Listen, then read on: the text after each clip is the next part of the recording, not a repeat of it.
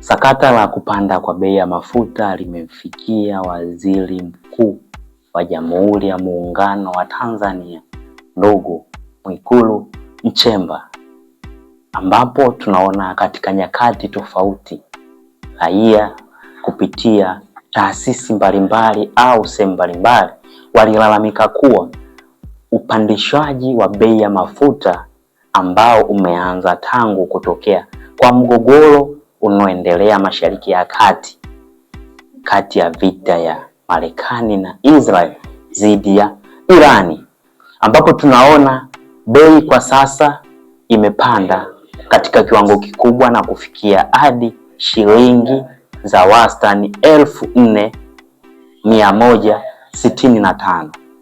Hatua hiyo imezua hofu kubwa, na kuna baadhi ya mfumo wa maisha wa mwanadamu umebadilika. Watu wamepunguza kusafiri, kazi zimepungua, faida imepungua, na baadhi ya watu wamedai kuwa wamepata hasara katika kazi zao kutokana na mfumuko huo wa bei ya mafuta, kwani vyombo vingi vya uendeshaji vinategemea mafuta kama chanzo cha nishati ili kufanya kazi.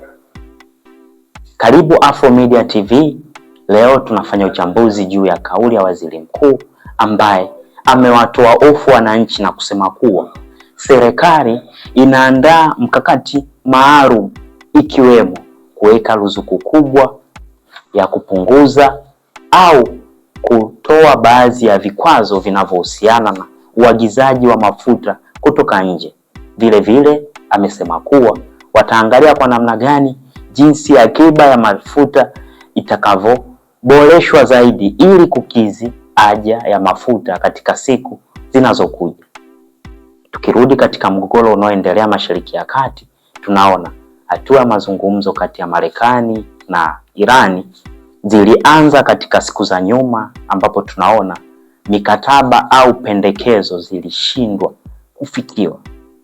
Kukawa na kipindi ambacho ikapangwa awamu nyingine ya majadiliano ili kusitisha vita ya kudumu, lakini tunaona kabla haijatokea, Marekani ilishambulia vikali kisiwa kinachoaminika kuwa kina hazina kubwa ya mafuta ya Iran kwa kutumia ndege zake ikiwemo F-35 na F-15 na mabomu kutoka baharini yanayorushwa ama yanayorusha makombora ya Tomahawk kupiga kisiwa hiko. Vile vile Rais wa Marekani alithibitisha kuwa jeshi lake limeshambulia mamia ya boti za Irani ambazo zilikuwa zikijaribu kuweka uzio katika mlango wa bahari wa Hormuz. Vile vile pia Irani nayo imesema kuwa imejibu kwa kurusha makombora ya cruise missile ambayo yana sifa ya kugawanyika yanapokaribia targeti yake. Inasadikika kuwa makombora mawili yalirushwa kuelekea katika meli vita ya Marekani inayoitwa Abraham Lincoln. Lakini jeshi la Marekani kupitia msemaji wake kwenye mtandao wa X, CENTCOM, lilisema kuwa hakuna madhara yoyote wala uharibifu wowote uliotokea katika meli vita hizo. Vile vile mfumuko wa bei ya mafuta umezidi kupanda kwa kasi katika mataifa mbalimbali.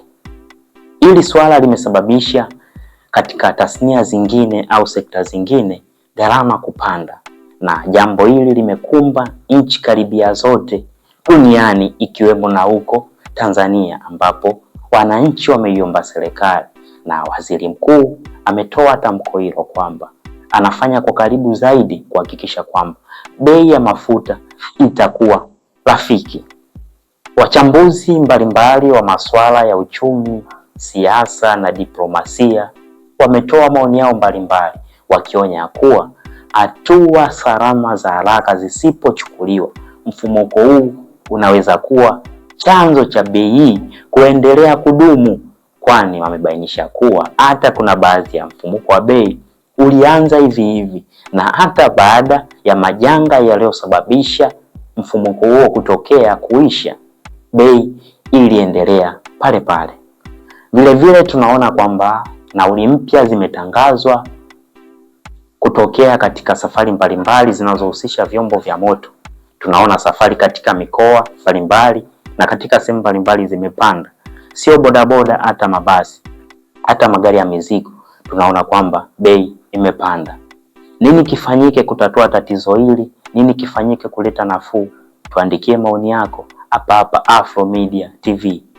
Kama unahisi video hii imekusaidia, usisahau kusubscribe kama hujafanya hivyo, kulike, kucomment na kushare kwa marafiki zako na kuwasha alama ya kengele ili kila tunavyopakia video zetu mpya uwe wa kwanza kupata hapa Afro Media TV.